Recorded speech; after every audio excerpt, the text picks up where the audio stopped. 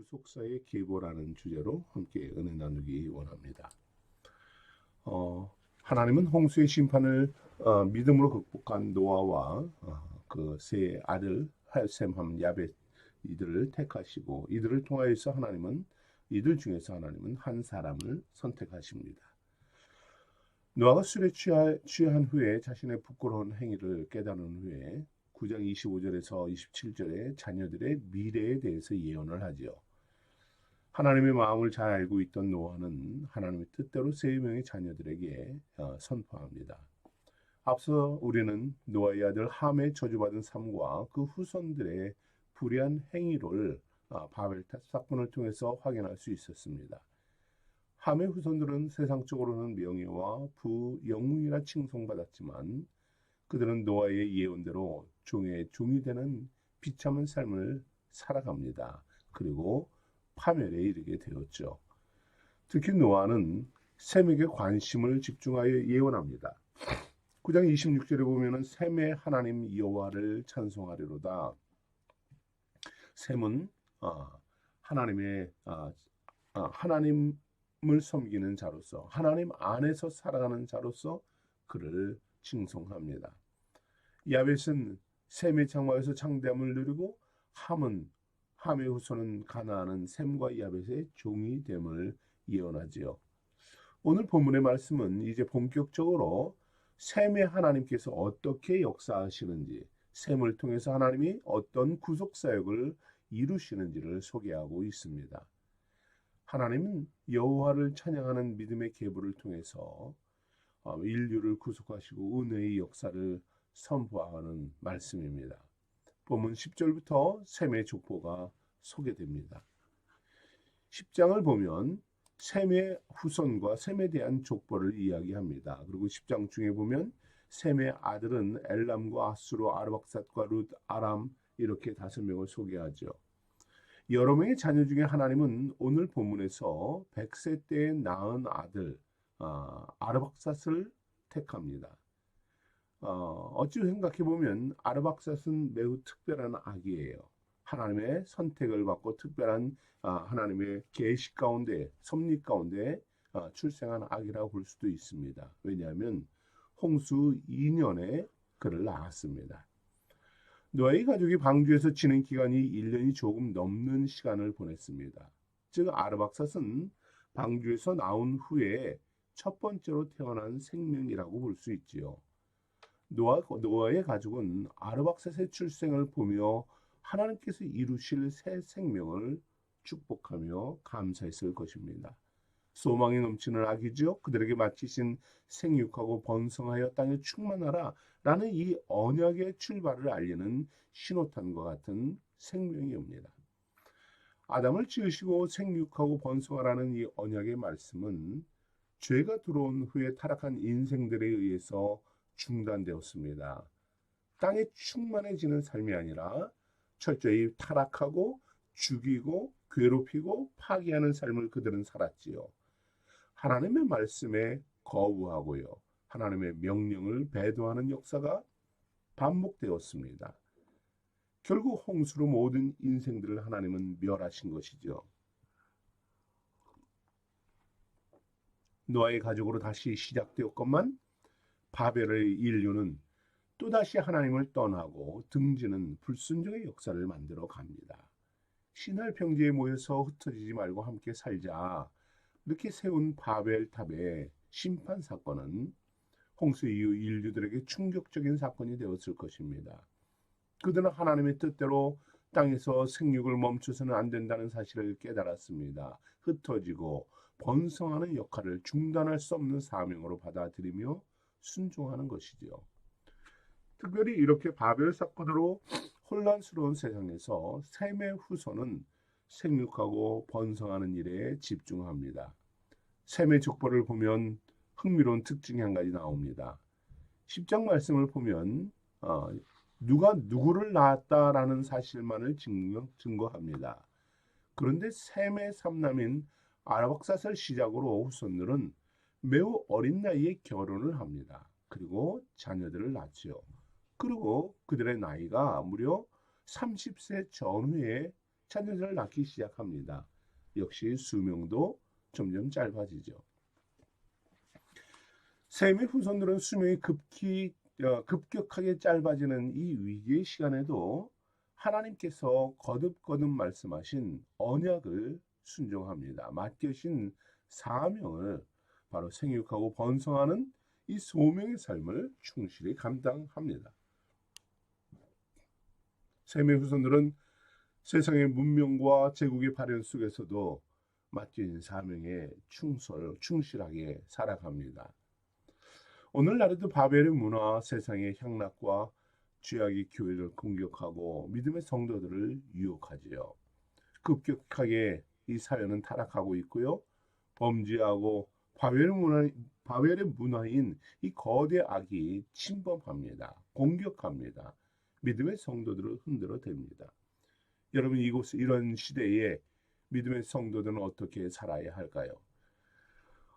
다음 달에는 영국 성공회에서 이 LGBT라고 하죠. 이러한 성에 대해서 제3성에 대해서 투표를 하고 결정을 한다고 합니다. 어제 뉴스에는 영국 성공회 수교인 캔터버리 대주교는 개인적으로 자신은 이 LGBT나 이러한 사람들에게 축복하지 않겠다라고 선언합니다. 그러나 요크 대주교는 자기는 축복하겠다 하면서 영국 교회가 둘로 나눠져 있습니다. 교회에도 이러한 세상적인 거대 악이 침범하고 심지어 목회자들 가운데서도 이러한 것을 주장하는 이들이 늘어나고 있다는 사실이 참으로 안타까운 일입니다. 이렇게 급변하는 사회 속에서 교회와 성도들은 무엇에 집중해야 할까요? 주님께서 우리에게 맡기신 사명은 무엇입니까? 우리는 무엇을 향하여서 나가야 합니까? 우리는 육의 충만뿐만이 아니라 영적으로 생육하고 번성하고 충만해지는 은혜를 사모해야 합니다. 육을 쫓아가는 이 세상에서, 바벨의 세상에서, 이러한 시대에서 하나님이 우리에게 주시고자 하는 영적 은혜가 무엇인가를 우리는 바라봐야 하죠. 영적으로 죽어가는 영혼들이 거듭나고 새 생명으로 살아나는 역사를 사모해야 하는 것입니다. 믿음으로 번성하는 일입니다. 영적으로 충만해지는 일입니다. 우리는 많은 이들이 주의 교회를 떠나고 말씀을 배척하는 이러한 삶을 살아가는 시대에 살아갑니다. 교회는 더 이상 존경의 대상이 되지 못하는 이런 시대가 되었습니다. 하지만 믿음으로 가지고 주님을 알며 경배하며 그 주님 안에서 살고자 결정한 우리들은, 이 사명받은 저와 여러분들은 바로 하나님의 복음의 말씀을, 생명의 말씀을 증거하는 자로 살아야죠. 말씀이 번창하게 하고 말씀으로 살아나고 충만해지는 역사가 우리 안에 있도록 해야만 합니다. 다소 느릴 수 있습니다. 복음을 전하고 전도하는 일에 집중하고 죽어가는 영혼들을 구원하고 주의 교회가 충만해지는, 은혜가 충만해지는 교회가 되도록 우리는 힘써야 하는 것입니다. 하나님은 셈의 가족을 통해서 믿음의 계보를 이어가십니다. 복음과 진리에 헌신된 사명자를 통해서 하나님은 믿음을 이 땅에서 이어가게 하실 것입니다. 진리가 선포되게 하실 것입니다. 그러한 우리의 생수의 성도들을 통해 하나님의 나라가 확장되게 될 줄 믿습니다. 무엇보다 오늘 본문의 족보는 한 사람으로 향해 출발을 합니다. 중간에 낳고 계속 이 사실을 이야기하다가 마지막 부분에 가서 한 사람, 믿음의 새 시대를 열어가시는 하나님을 우리가 보게 됩니다. 창세기 11장까지는 다양한 족보를 소개합니다. 모든 족보에는 한 가지 특징이 있어요. 하나님께서 택하신 믿음의 사람으로 시작을 해서 새로운 시대를 열어가기 위해서 하나님은 새로운 사람을 연결한다는 사실입니다. 바로 족보의 역할은 바로 하나님이 한 사람을 통해서 그 믿음을 새로운 시대로, 그리고 새로운 역사로, 하나님의 놀라운 섭리로 이어간다는 사실, 이것을 이야기하고 있어요. 아담으로부터 노아까지, 그리고 노아의 아들 셈을 거쳐서 아브라함에 이르기까지 하나님은 놀라운 구속의 역사를 써내려 가시는 것입니다. 아브라함이라는 새로운 믿음의 사람이 등장하기까지 하나님은 한 사람도 중단되지 않게 하십니다. 오차가 발생하지 않게 하십니다. 완벽하게 구속 사역을 성취해 가시는 거죠. 그 바벨의 문화 속에서도, 타락한 문화 속에서도, 하나님을 떠나는 그러한 문화 속에서도 믿음의 사람들을 통해서 하나님의 구속 사역을 이루어 가신다는 것입니다. 하나님은 바로 이와 같이 우리 가운데 역사하실 것입니다. 오늘날 교회가 타락하고 이러한 세속 문화와 바벨 문화들이 침투하고 나아갔지만, 그러나 그 중에서 믿음의 사람들을 통하여서 하나님은 구원을 이루실 것입니다. 하나님은 충만하게 하실 것이고 번영하게 하실 것이고 하나님은 놀라운 은혜의 역사를 이루실 것입니다. 그 자리에 저와 여러분이 함께 참여하기를 소망합니다. 하나님은 이제 새로운 방법으로 구원의 길을 열어가십니다. 지금까지는 인류 전체를 대상으로 구원과 심판을 진행하셨어요. 그런데 이제는 한 민족을 모델로 선정하십니다. 그리고 하나님의 진리의 말씀을 증거합니다. 구속의 은혜를 베푸십니다. 그렇다면 다른 모든 민족과 열방은 포기하고 버리셨다는 말인가요? 그렇지 않습니다. 한 민족에게 생명의 말씀을 전하시고 구원하면서 그 민족을 통해 열방과 인류를 구원하시려는, 완성하시려는 메시아를 보내셨다는 사실입니다. 구속의 역사를 성취하기 위해서 하나님은 아브라함이라는 한 사람을 택하십니다. 그리고 민족을 택하시고, 그리고 구속의 완성을 위해서 그 길로 나아가시는 것입니다. 그리고 모든 열방과 민족들이 예수 그리스도 안에서 하나 되며 믿음의 구속의 은혜를 경험케 하시는 거죠. 오늘 족보는 이 아브라함이 갑자기 등장한 인물이 아님을 말씀합니다. 하나님께서 천지를 창조하셨을 때부터 섭리하시고 준비하시는 구원 계획임을 말씀합니다. 아담에서 셋까지, 그리고 에녹, 노아, 셈을 거치며 아브라함이라는 한 사람을 선택하는 것은 즉흥적으로 진행된 것이 아니죠. 창세 때부터 계획된 하나님의 섭리라는 것입니다. 이것은 바로 다시 예수 그리스도의 오심까지 이어진다는 사실이 구약 성경에서 우리에게 말씀하는 사실인 것입니다. 하나님은 이 모든 과정을 준비하십니다. 그리고 그 속에서 믿음의 사람들을 택하시고 준비시키고 특별한 사명을 감당케 하십니다. 하나님의 선택은 노아 홍수의 파멸과 바벨탑의 혼돈과 심판 중에도 번복되지 않습니다. 그 언약은 취소되지 않습니다.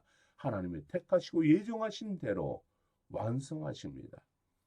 아브라함을 택하신 것처럼 하나님은 사랑하는 저와 여러분을 택하십니다.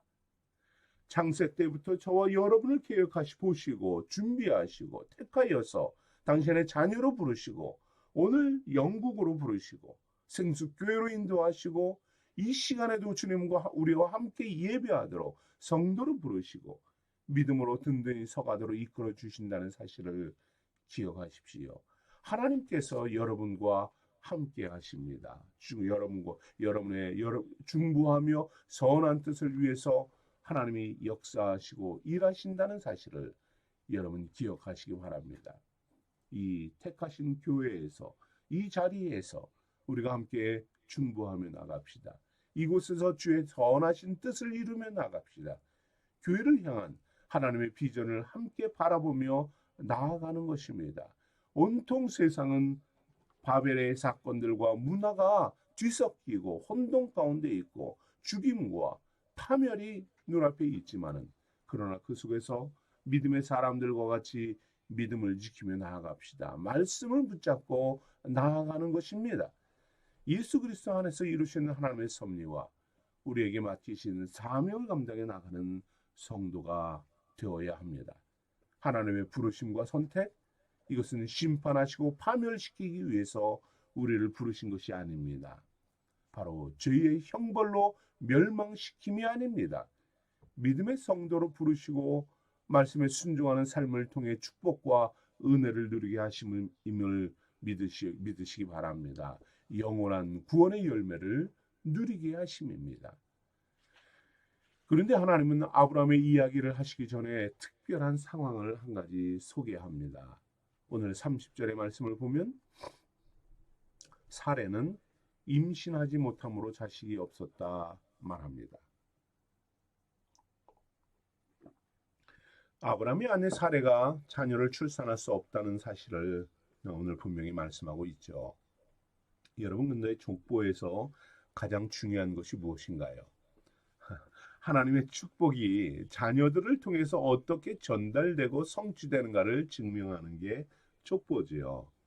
앞에서도 우리가 쭉 살펴둔 대로 누가 누구를 낳았다라고 합니다. 낳음이 없으면 그 뒤로 이어짐이 없습니다. 그것은 족보의 그 이름은 거기서 중단되고 만다는 사실이죠. 믿음의 대를 이어갈 자녀가 존재해야만 합니다. 이것은 당연한 수순이에요. 그런데 하나님의 구속 사역에서 큰 핵심적인 이 아브라함이 자식이 없습니다. 한 민족을 만들고 언약의 백성을 세우고 구속의 역사를 이루어야 하는데 아내가 아기를 낳을 수 없어요. 그래서 여기서 아브라함이 실수를 하기도 하지요. 자, 그렇다면 어떻게 하나님의 말씀이 성취되고 언약이 완성될 수 있나요? 아브라함의 믿음의 여정은 출발부터 어긋나기 시작합니다. 심각한 장애물에 놓여 있습니다. 이 장애물은 우리의 힘과 능력으로 극복할 수 없는 문제지요. 사랑하는 성도 여러분, 하나님은 저와 여러분을 택하여 아브라함과 같이 믿음의 여정을 걸어가게 하십니다. 하나님의 언약의 말씀을 붙잡고 은혜를 사모하면서 한 걸음 한 걸음 사명을 향해 발을 내딛게 하지요. 그런데 우리가 나아가는 길은 항상 평탄한가요? 순조로운가요? 모든 것이 다 이렇게 포장되어 있는 그러한 도로던가요? 그렇지 않습니다. 많은 장애물이 놓여 있습니다. 하나님의 말씀과 사명을 감당할 수 없을 것 같은 이 장애물들이 수시로 곳곳에서 등장합니다. 한계점이 있습니다. 불확실성 속에서 우리는 살아가고 있습니다. 하나님이 택하여 부르시고 축복과 은혜를 베푸시는 이 언약의 기림에도 장애물은 존재한다는 사실이에요. 왜 그렇습니까? 악한 자는 그 믿음의 사람이 넘어지도록 끊임없이 우리의 발을 걸고 넘어지기 때문입니다. 우리의 발을 붙잡기 때문입니다. 언약의 말씀을 붙들고 믿음으로 나아가지만 말씀대로 되지 못하게 만들기 때문입니다. 더 나아가 믿음으로 순종하는데 고통과 핍박과 저주가 부어질 때도 있습니다. 그러나 여러분, 우리가 잘 아는 대로 하나님의 믿음의 사람 아브라함 앞에 있는 모든 장애물을 하나님은 제거해 주셨습니다. 믿음으로 승리하게 하셨습니다. 그렇습니다. 사랑과 은혜가 풍성하신 하나님은 믿음으로 기도하며 말씀에 순종하며 나아가는 여러분 앞에 있는 그 장애물들, 고난들, 방해 요소들, 그 모든 것을 제거해 주실 줄 믿습니다. 믿음의 열매를 거두고 구원의 영광을 누리도록 여러분의 놀라운 은혜 베푸시는 분임을 믿으시기 바랍니다. 이 하나님만을 바라보며 나아갑시다. 하나님의 언약의 말씀대로 된다는 이 진리를 믿음으로 순종하는 우리 생수의 성도들이 되기를 소망합니다. 우리 함께